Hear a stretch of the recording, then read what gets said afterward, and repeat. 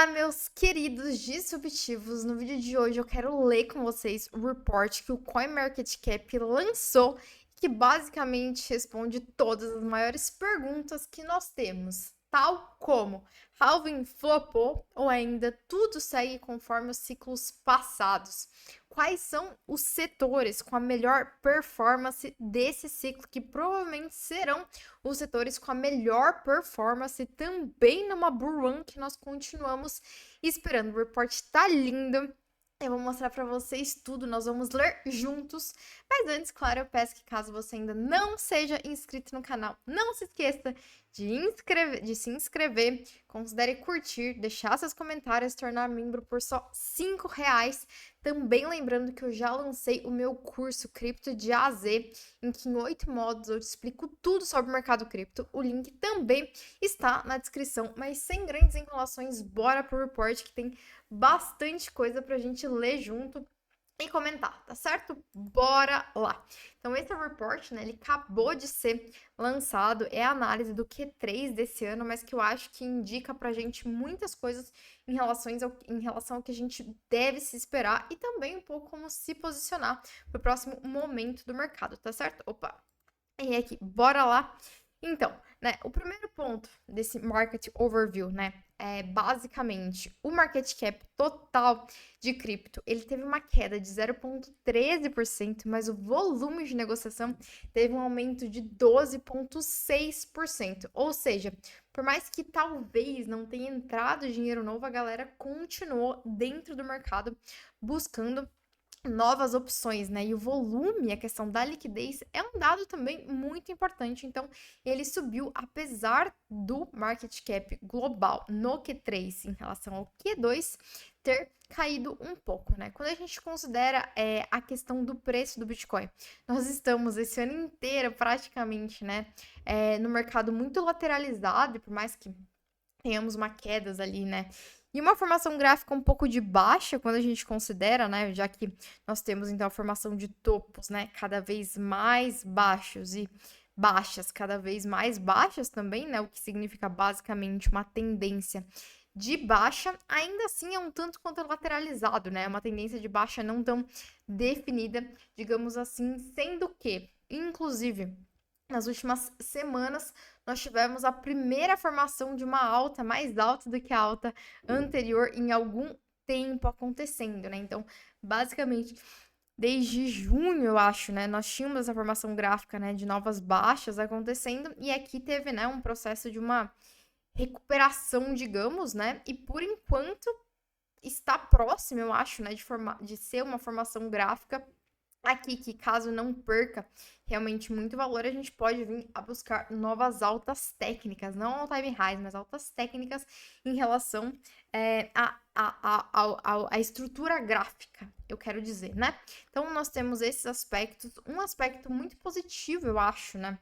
É salientado pelo report é que o market cap das stablecoins atingiu uma all-time high de 160 bilhões. O que isso significa, gente? Significa que tem dinheiro no mercado esperando, né, basicamente o mercado, a estrutura gráfica ali se consolidar para algum dos lados, para que essas pessoas possam, né, fazer o deploy, elas possam realmente alocar o seu capital. Então, tem muita gente, digamos, que está líquida, esperando uma consolidação, uma confirmação gráfica para aí começar a alocar, e aí a gente vê formações gráficas mais ascendentes no gráfico, né? Então, nós tivemos especificamente, né, no Q3 também uma all-time high em relação ao market cap do mercado, tá certo?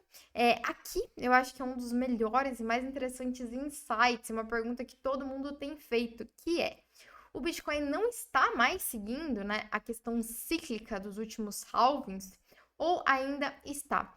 E aqui é interessante porque nós temos, né, então, basicamente, os últimos ciclos no mercado, e aqui tem dois insights que o report traz pra gente, tá? Então, o primeiro, simplesmente quando a gente olha para os últimos ciclos para entender a questão de quanto, né, o Bitcoin deveria já ter performado em relação ao momento atual, pós-halving, né? O que nós temos, gente? Isso aqui é bem interessante, né? O report diz que normalmente, né, o pico, né, the peak, do bull market, ele acontece entre 518 e 546 dias depois do halving, né? Então, tá vendo? Ele aqui tá basicamente sendo medido em dias, né? O que é interessante quando a gente olha para o gráfico de preço, gente? Eu já deixei aqui setado para vocês, tá? Em relação ao halving, aconteceu aqui mais ou menos dia 20 de abril, tá? Parece muito tempo, mas foram só 156 dias. Quando a gente está considerando esses 500, vou colocar 518 dias de mercado aqui, ó. Vamos ver, vou colocar, na verdade, 500 e pouquinho, vamos ver. Aqui 518, né, que é o primeiro que ele fala ali. A gente tá considerando ali mais ou menos setembro de 2025, sei lá, junho, julho, agosto, setembro, por ali, né? Então, assim, parece que ainda tem bastante tempo para o bull market se desenvolver. Atualmente, né, só se passaram, então, esses basicamente 170 dias após o bull market, né? E quando a gente olha aqui, esse aqui, então, é o ciclo de 2011, tá? O ciclo Gênesis, digamos assim, esse aqui de 2011 a 2015. Mas os últimos dois ciclos, de 2015 a 2018, de 2018 a 2022, tá vendo, ó? Como a gente ainda tá meio que longe deles, ó, essa faixa aqui, esse gráfico em preto. Opa! Desculpa, não tinha mudado. Deixa eu fazer aqui de novo, então. Oh, meu Deus. Pronto. Deixa eu apagar aqui, então, só para falar de novo para vocês, ó. Então, basicamente, né, nós temos esse aqui sendo o ciclo Gênesis, né, quando nem existia muita coisa ainda no mercado. Esse aqui do ciclo de 2011 a 2015, tá? E aí o ciclo de 2015 a 2018, que é esse em azulzinho, e 2018 a 2020, que é esse verdinho, e nós estamos nesse ciclo aqui em preto, tá vendo?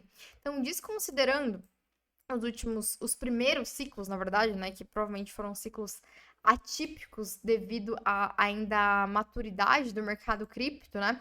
Esses aqui são os ciclos mais típicos que nós temos, né? E atualmente a gente tá aqui, tá vendo? Então ainda tem bastante tempo para desdobrar, digamos que o efeito de uma questão cíclica da all-time high. Então, por enquanto, nada foi ainda desvalidado, digamos assim, né? Nós ainda temos bastante tempo, né, para all-time high se desenvolver, ó, tá vendo aqui uma e aqui a outra, né?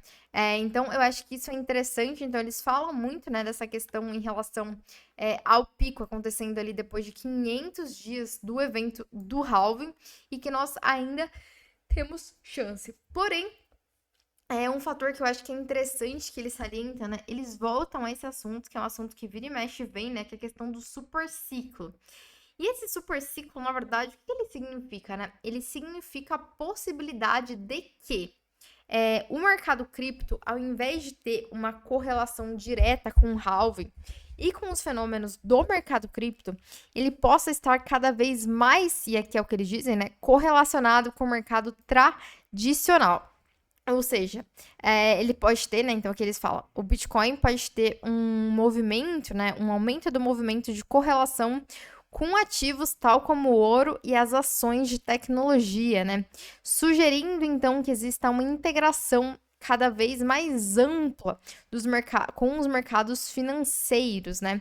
E aí, nesse sentido, a tese, né, é que talvez o halving ele se torne menos importante do que a correlação com os momentos e com os movimentos macroeconômicos, que também são exatamente, né, as notícias e os fatores que influenciam o preço das ações de tecnologia e, por exemplo, do ouro, né? Então, eles citam esse aspecto e eu acho que isso tem ficado muito evidente para todo mundo que acompanha as notícias macro, né, que cada vez menos as notícias que são respectivas ao mercado cripto influenciam o mercado, mas sempre que nós temos divulgação dos dados macroeconômicos dos Estados Unidos ou questões muito relacionadas às guerras, o preço do Bitcoin ele reage de uma forma muito mais evidente do que aos acontecimentos do mercado cripto, né? Então, isso são espécies de indícios e evidências de que com o tempo, né, e pelo menos nesse ciclo, o preço do Bitcoin tem reagido muito mais a esses acontecimentos macroeconômicos e as questões da economia de forma geral do que os acontecimentos relacionados ao mercado cripto, né? Então aqui também eles trazem, né, essa questão da performance, né? E a performance acaba aparecendo estando muito correlacionado com a performance das ações, né? Nós tivemos, então, aqui um setembro muito bom. Acho que foi o melhor setembro de todos, né? Deixa eu ver. Foi o melhor setembro da história do Bitcoin, né? Então é muito louco, porque ninguém tá, tipo, parecendo super bullish assim, mas nós tivemos o melhor setembro da história do Bitcoin, tá vendo? Então, 7,4% de performance. O melhor aconteceu em 2016, que foi 6%, né? Historicamente, o que a gente sabe também é que outubro é um mês super bom pro Bitcoin. Vamos ver se vai acontecer, né? A gente começou o mês meio ruinzinho ali, mas historicamente tem sido um mês muito bom, mas claro que nós temos também a questão das eleições, né? E colocam ali um ponto nesse aspecto, né? E claro que nós também tivemos, por exemplo, um mês em que fez menos 12%, mas ainda assim, né?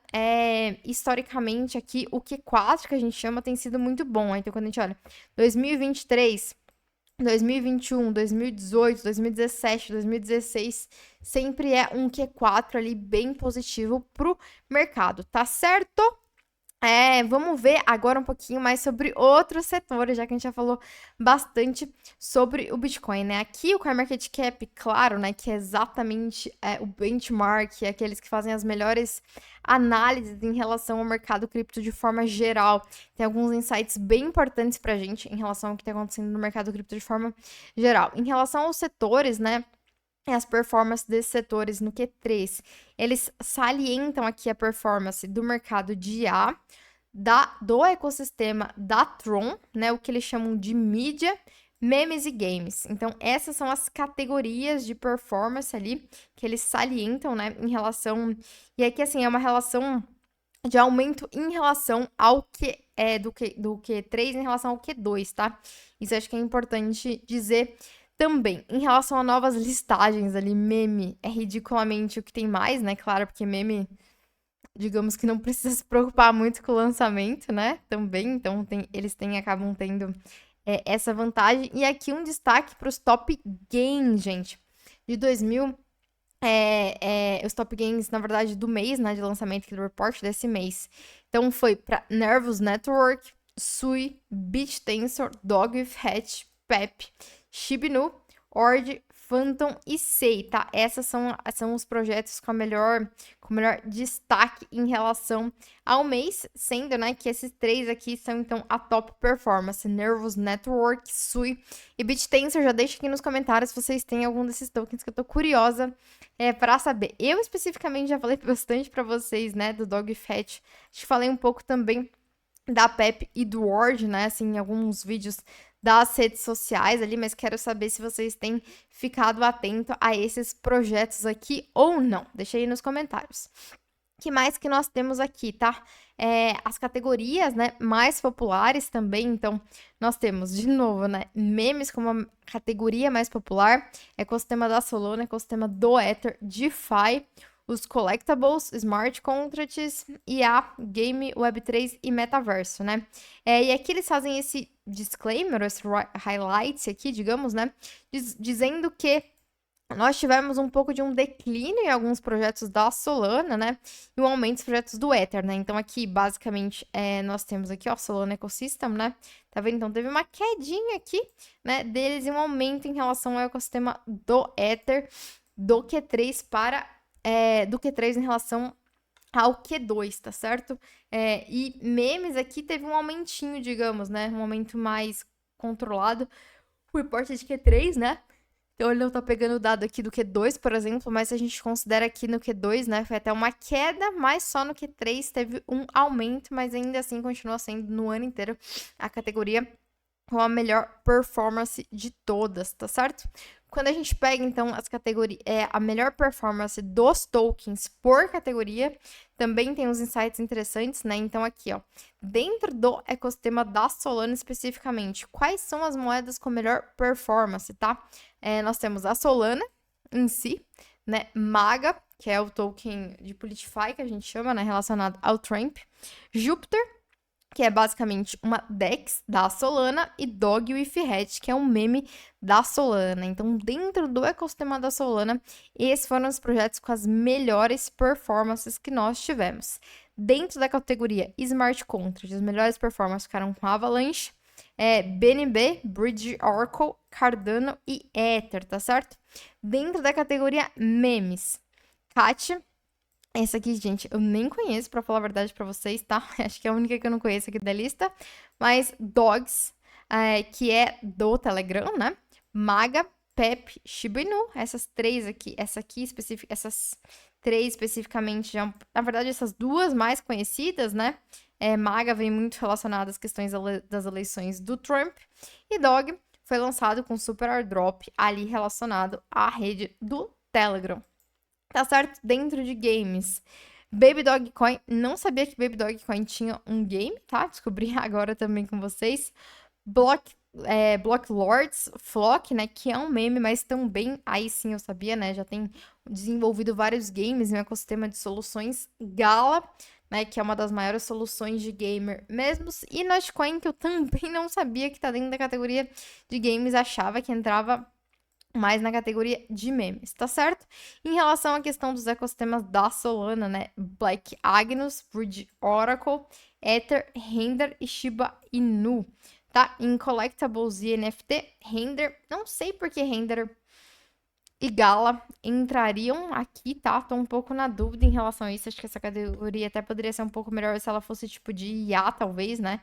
Porque a gente tem, tipo, Artificial Intelligence, Render. Tô um pouco em dúvida dessa categoria, né? E aí, Block Lord já entrou ali em game, já entrou em Gala, né? Acho que até daria pra mudar essa categoria pra games aqui. E colocar. Pra games não, pra IA, desculpa, né? E deixar aqui render talvez algumas outras. Mas esses são os melhores tokens por categorias que são relevantes do mercado, né? Eu já citei algumas vezes pra vocês, mas o mercado tem se movido muito por narrativas, então é importante saber quais são as narrativas. Aqui um pouquinho em relação à usabilidade, né, ou adoção no mercado por países, né? O mercado que teve maior aumento da adoção foi os Estados Unidos, com 16% de aumento em relação ao market share. Em segundo lugar vem o Brasil. Uhul! Vai Brasil, né? E depois nós temos Índia e Alemanha, curiosamente, né? Mesmo com o Banco Central ali vendendo, parece que foi um país em que a adoção dos usuários aconteceu. Nós temos aqui a questão das moedas, né, mais populares por países. Claro, né, que o Bitcoin é a primeira delas. Depois vem Solana, que é uma coisa que eu já tenho dito para vocês há bastante tempo, já quase um ano, né? Como Solana, ela tem se tornado top 2, né? Por mais que ela não tenha se tornado em market cap, ela tem se tornado o top 2 em termos de preferência dos usuários já há um tempo, né? Em terceiro lugar, Ether em praticamente todos os países. Aí aqui em quarto nós temos uma divergência, né, entre XRP e Toncoin, tá? E aí nós temos aqui também em quinto lugar uma divergência de Dogs, Shiba Inu e Toncoin, que é muito maluco, né? Aqui as coisas ficam meio insanas, mas a realidade ela é o que é, tá certo? Aí aqui, alguns dados um pouco mais fundamentalistas e interessantes, gente. Em relação, né, aos últimos meses, nós tivemos um aumento muito expressivo realmente em relação, né, aos long-term holders. Long-term holders aqui é o que tá em azul, tá? Então, nós temos um aumento expressivo dos long-term holders em relação aos short-term holders. Isso nunca aconteceu dessa forma nos últimos ciclos, tá? Nos últimos ciclos, depois que atinge o time high, normalmente esse movimento se inverte, ele continua invertido até o topo do ciclo. Mas nós tivemos, né, esse movimento ainda acontecendo de acumulação dos long-term holders, que é um aspecto bem interessante, né? Uma outra questão que acho que vale muito destaque, eu já citei em vários vídeos, né? Mas acho que aqui vale olhar dessa perspectiva de Q3, né? É que por mais que o preço esteja caindo, o número de bitcoins nas exchanges também está caindo. Normalmente, esse é um dado, né? Um pouco descorrelacionado, né? Então, muitas vezes, ó, aqui, tá vendo? Quando o volume, né? O número de bitcoins nas exchanges sobe, o preço cai, esse é o movimento típico, digamos, né? Então aqui, por exemplo, o preço subiu, cai, mas aqui tá vendo que a gente tá vendo esse movimento acontecer de queda, o que é um tanto quanto usual, né?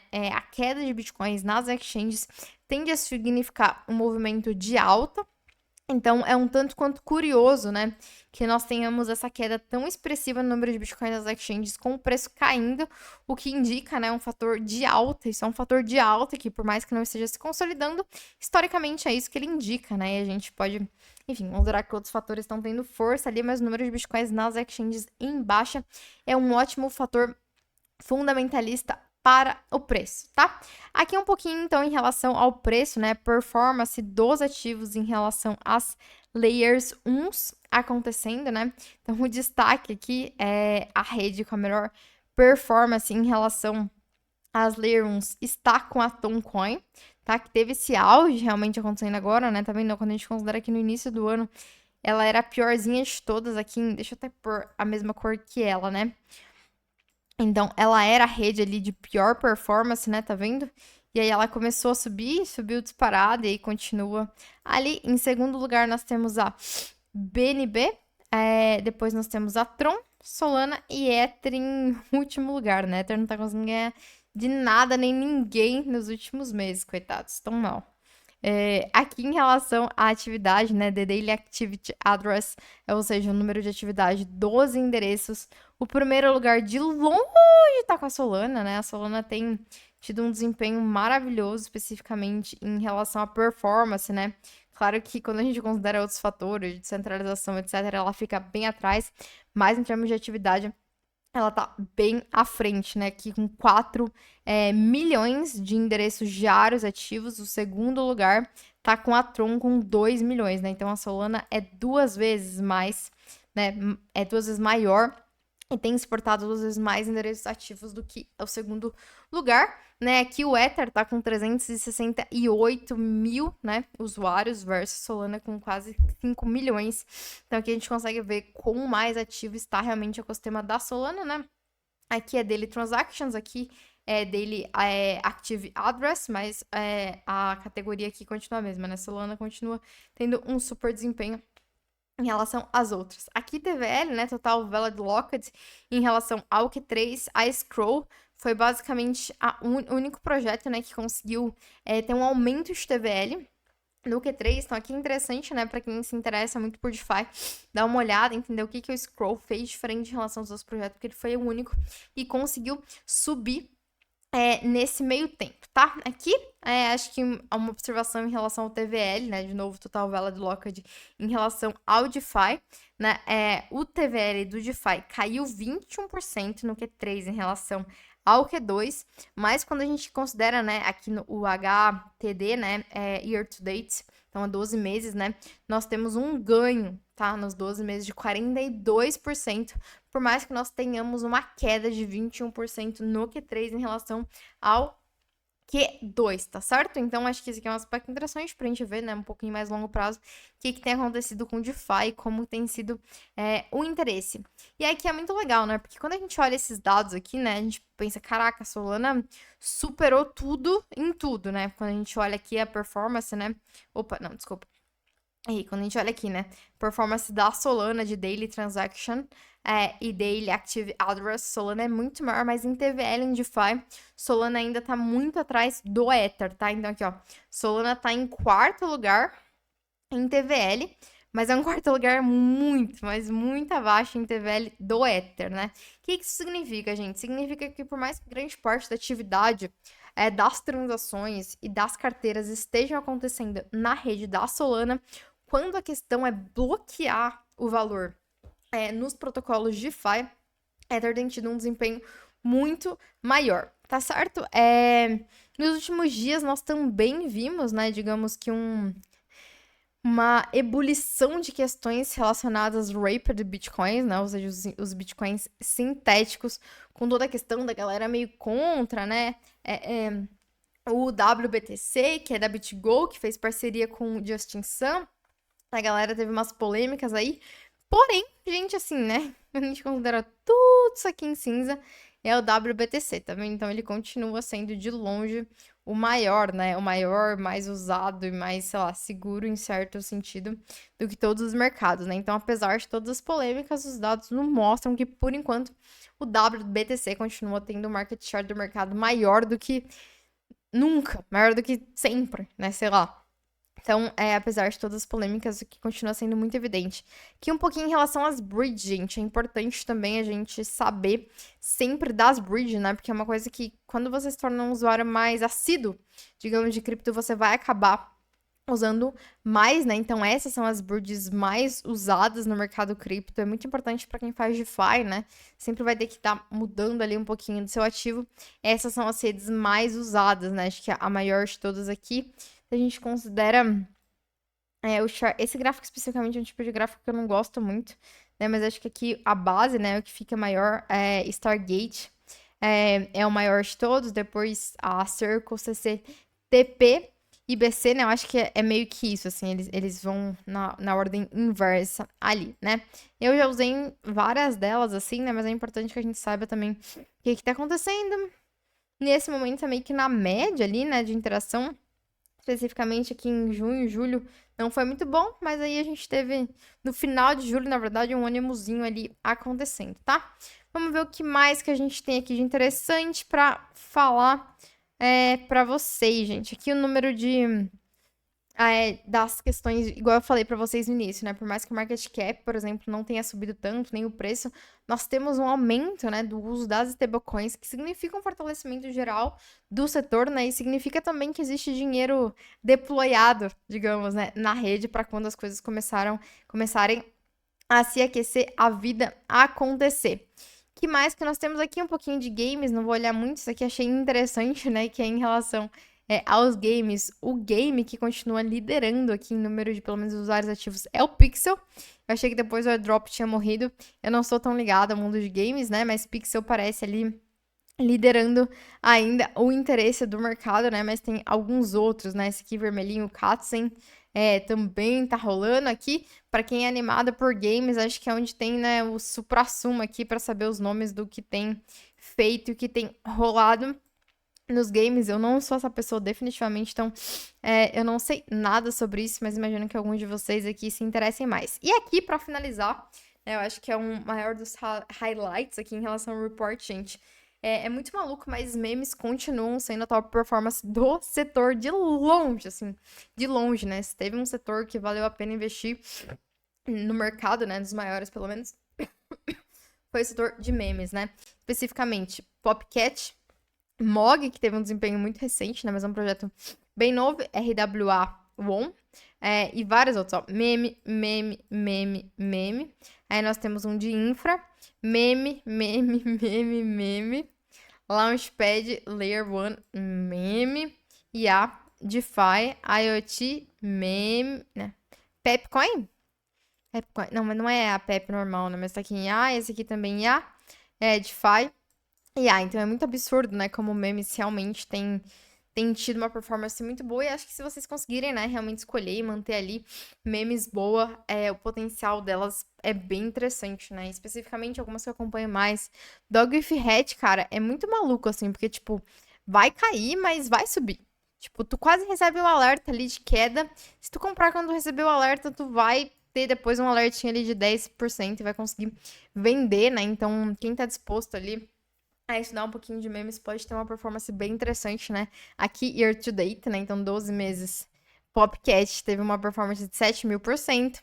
Mog, 2.000%. 116%, 111%. Maga. É legal também saber quais projetos conseguem se infiltrar, digamos, né?